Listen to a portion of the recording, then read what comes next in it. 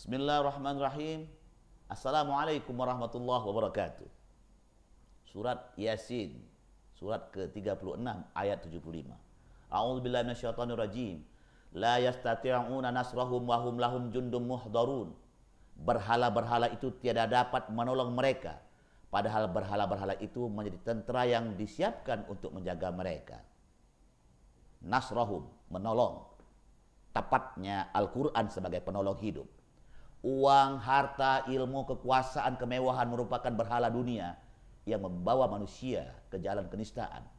Ketika Al-Quran dibaca, diartikan, dimaknai, diterapkan dalam hidup, maka itu akan mampu menolong manusia untuk mengendalikan hartanya, ilmunya, kekuasaan, kemewahannya, diarahkan kepada Allah. Sehingga ia tidak menyia-nyiakan karunia yang Allah berikan pada dirinya agar terjaga dari fitrah hidupnya. Kata-kata nasoro adalah menolong. Jadi kalau begitu, yang menolong kita adalah Allah. Lihat, dua lubang hidung. Napas kita menolong diri kita untuk kita mengerti, memahami hidup. Tapi mengapa berhala-berhala itu? Lata Uzamana ada di Baitullah. Bayangkan ya, di dalam Baitullah itu sebelum Rasulullah menghancurkannya, itu ada di dalam Baitullah. Lihat, Baitullah itu rumah Allah.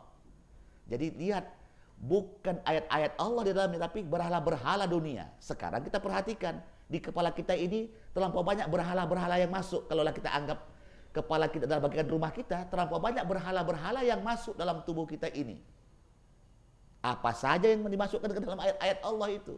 Semua berhala adalah sampah. Berhala itu adalah sampah. Di surat 7 ayat 195, A'udzubillahi minasyaitonirrajim. Alahum arjulu yamshuna biha, am lahum aidi yabtishuna biha, am lahum a'yunu yubsiruna biha, am lahum adanu yasma'una biha.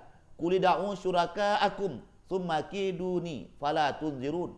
Apakah berhala-berhala mempunyai kaki yang dengan itu ia dapat berjalan, mempunyai tangan yang dengan itu ia dapat memegang dengan keras, atau mempunyai mata yang dengan itu ia dapat melihat, atau mempunyai telinga yang dengan itu ia dapat mendengar? Katakanlah, panggillah berhala-berhalamu yang kamu jadikan sekutu Allah.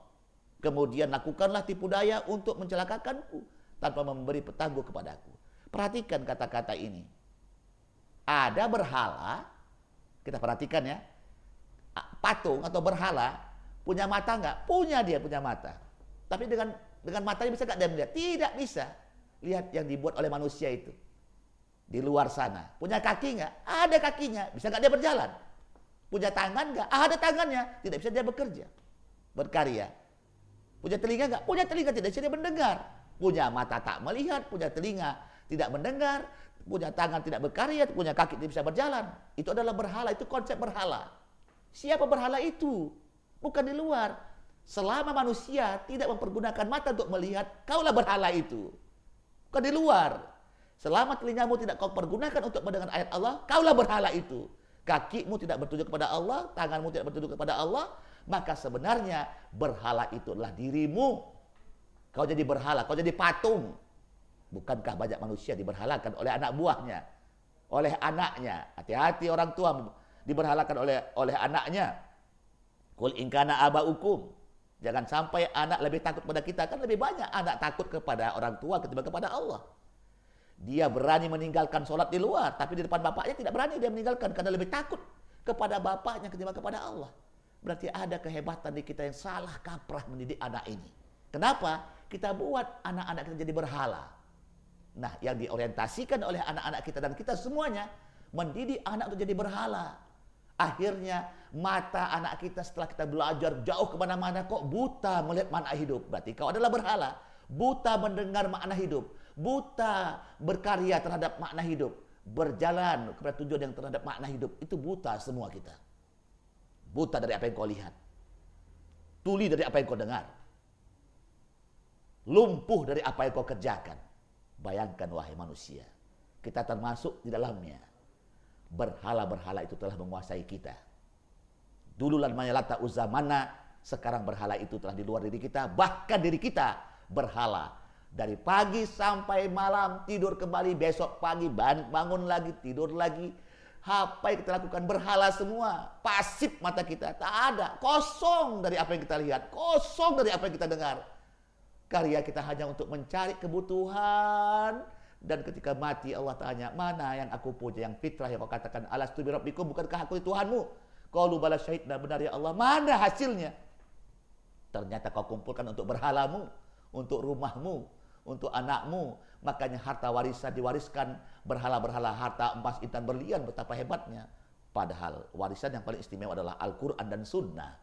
Kalian akan menang. Wariskanlah kepada anak kita dua hal, pusaka yang paling istimewa, Quran dan aplikasi Quran, Quran dan terapan Quran, Quran dan sunnahnya. Sudahkah kita menjadikan Al-Quran sebagai kekuatan diri kita? Dan anehnya, banyak orang mengatakan berhala, idol. Jadi idol dalam bahasa Inggris itu adalah berhala. Haram hukumnya memberhalakan siapapun dan apapun, bahkan memberhalakan Rasulullah, mengidolakan Rasulullah. Rasulullah bukan untuk dipajang-pajang, tapi Rasulullah hadir untuk uswatun hasanah. Dia meneladani, diteladani, bukan untuk dipajang. Kan kita banyak memberhalakan orang lain, maka tidak heran banyak negeri sudah latahisme istilahnya. Latah, ikut-ikut. Kalau idol, ikut-ikut idol, apapun dibuat idol, idola. Mengidolakan siapa? Banyak kita memajang orang lain, sementara kemampuan yang dikasih Allah tidak kau lakukan. Ingat wahai orang beriman, warabbaka fakabbir. Maka Tuhanmu besarkan, bukan membesarkan harta bendamu, berhalamu, kekayaanmu. Lihat Qarun membesarkan hartanya, lihat Fir'aun membesarkan jabatannya, lihat Haman membesarkan pengetahuannya, lihat Samiri membesarkan kehormatannya sendiri. Akhirnya mereka masuk neraka semua, firhaqos, na'udzubillah. Besarkan Allah, Allahu Akbar, Allahu Akbar. Walillahil hamd, itu yang benar. Jangan lupa, ayat Allah selalu dibaca untuk kita besarkan, untuk kita terapkan, untuk kita jadikan pola hidup, pola pikir kita, pola tindakan kita. Besarkan ayat-ayat Allah. Warabbaka fakabbir. Assalamualaikum warahmatullahi wabarakatuh.